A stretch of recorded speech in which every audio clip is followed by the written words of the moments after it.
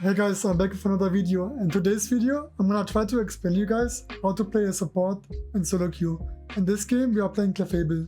Clefable with Focus Band, Body Barrier, expshare, and Shedinja Doll. One big tip I can give you when you play a support is please play expshare when you play supports. I think supports needs to play expshare in SoloQ because supports usually don't require a lot of XP, and it's really good for your teammates, especially when you play top lane or bot lane. It gives your teammates so much more XP, and if you're a support player watching this video, I highly recommend you guys, if you don't play expshare, play expshare. It is really good for your SoloQ players, and you can share a lot of XP without destroying the early game too much. Because if you don't play expshare, it's like kinda bad for the early game. Anyways, in this game we are playing against 3 speedstars and I'm Clefable. It's kinda almost a perfect Clefable game. I'm playing against Potato Uvo from Team Peps, as you can see right now.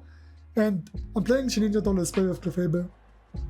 In this game I'm gonna play Moonlight and Gravity with Clefable.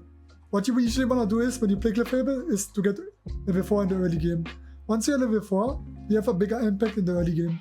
As you can see right now, the jungler is ganking top lane. That means we have power for the beast. As long as the Rodeo is not getting level 5, we are fine with it. One tip I can give you when you play Moonlight is, when you press Moonlight, don't press Moonlight to reach your teammates. Use your Moonlight when you are close to your teammates and then press Moonlight, because you want to have the Moonlight ticking with every tick.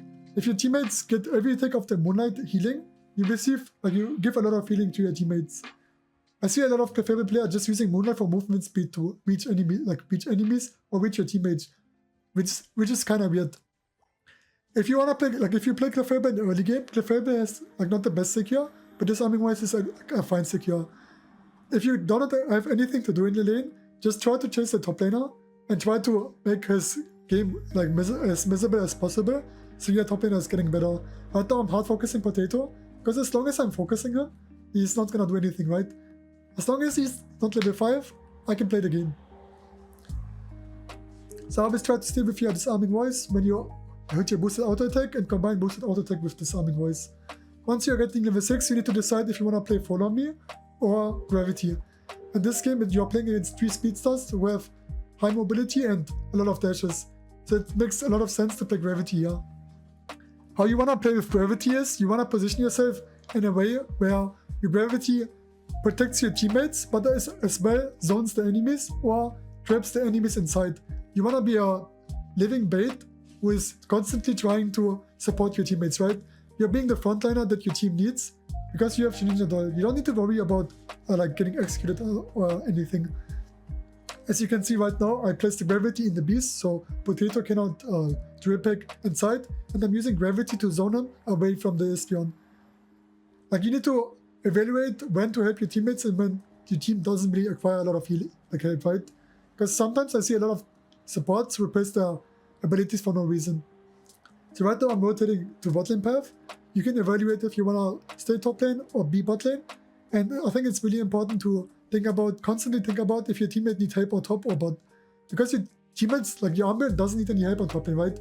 But your teammates on bot lane need help. So usually it's also better to play for bot lane objective when you play support, because you get a lot of XP for your teammates, and you want to play around your teammates, right? If you're on top lane, you didn't do anything, you only have 2 points, so you go bot lane, help your teammates, place Gravity so your the enemy Zoroark cannot engage, zone the enemies, and always press Moonlight when you're close to your teammates. Don't use your Moonlight for movement speed, please. Only use it when it's good. In this scenario, for example, I press Gravity the moment the Zoroark engaged and he got conked. Wild Charge, I'm using Gravity again, he's slowed, and I activated my ultimate, and you can play around your ultimate. Your ultimate has different ultimates. With Fly you can go for a kill pressure, with Block you can block the enemies away, etc, etc. Also play around your abilities. Always try to press Moonlight in the beast, so the Zoroark, Dojo, or any speedster cannot take the beast away from your teammates, but also cannot focus your teammates. For example here, I baited the 2 speedsters to go inside me, so my teammates can bait them to kill them. If you are playing Focus Band, and if you play Focus Band with Shedinja Doll, you don't need to be afraid of dying. I press Shedinja Doll here to escape, I place gravity so the Sableye can't engage on me. I always try to heal, like, run away. You can place stacking glasses on Clefable especially specs because Moonlight has really high scaling. But it's up to you how you want to play your Clefable. Because I think it's a good point that in SoloQ you can stack easier than in 5 stacks.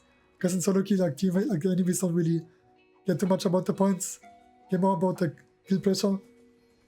But yeah, as you can see, gravity is paying off a lot in this game. It's really good into speedstars. And I highly recommend you guys to think about when to play gravity and when to play follow me. Because you play follow me when you play against like one speedster, for example, and like one mage, to have like reposition yourself. Or if you play with speedsters in your team, follow me is also fine, because then you can reach your teammates and follow the speedsters to heal them at the same time. For example, with Zacian, like any kind of CC that your team needs, because gravity, like, follow me is also pretty annoying, right? But yeah, as you can see, I'm constantly roaming. I'm constantly looking at the map. One important thing I can give you is, please look at the map when you play a support. Supports don't really require a lot of mechanics. Their main job is to support your teammates, to give them XP, and to make them feel safe. Also protect goal zones, and you can also ping your abilities, by the way. If you have an ability like Gravity or Moonlight, you can let your team know before an engagement is happening, so they have awareness to play around it. You can also ping objectives or ping something else. What is like really important, like right here, for example, I'm zoning like the Zoroark. I'm not trying to hit the objective, I'm looking at the bush. I'm seeing the Zoroark because I'm looking at the map. I'm telling my team that I have gravity. So the moment they know that I have gravity, they trust to rip the objective, right? Zoroark engaged, got cocked by the gravity. Every time a speedster engages, it's being clocked by gravity. I'm resetting because my team doesn't need help, and I need to protect the top lane because Potato is top lane, right?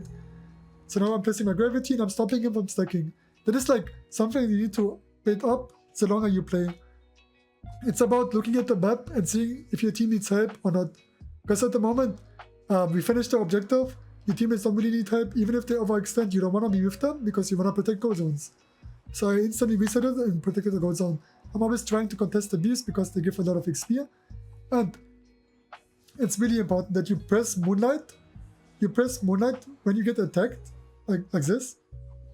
Or when your teammates need help. But don't use Moonlight for movement speed, please. It's really bad. Only use it if you really need to reach the opposite side, but you have enough time to get your Moonlight back.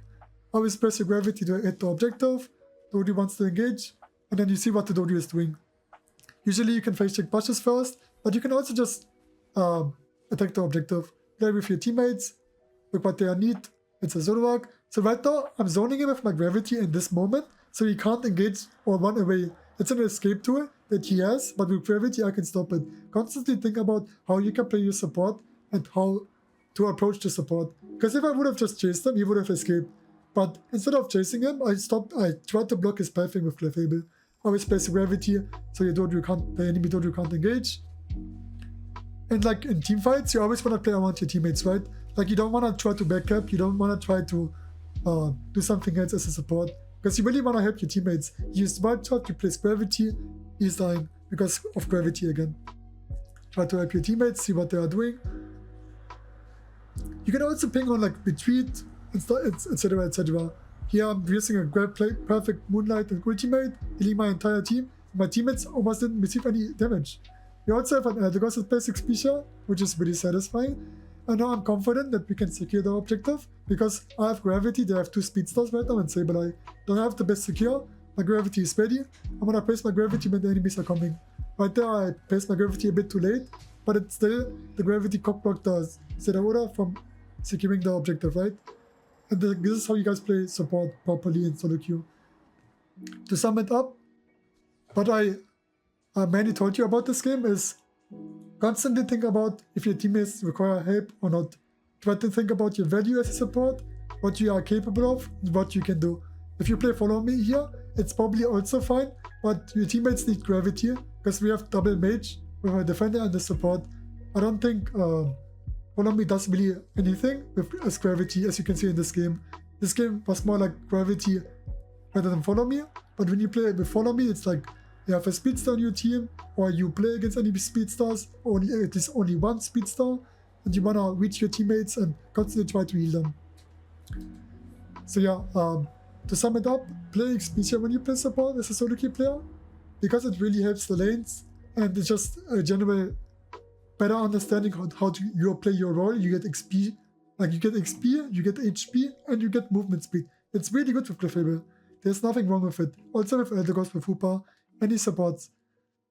So consider playing expshare with supports. Also constantly thinking about the map. See what your enemies are doing, what your teammates are doing. Don't waste your abilities for nothing when your teammates are full HP. Place gravities when the enemies are approaching. Zone the enemies with gravity, etc, etc.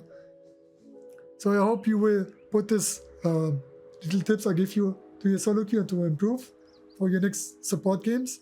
As, obviously supports are not the best role for SoloQ because you cannot carry on your own, but you can always try to improve on your support rather than blaming your teammates, right? So I hope you enjoyed this video, and like and subscribe if you haven't already, and I hope these kind of videos just help you in general. Thanks for watching, and I'm gonna see you guys in the next one.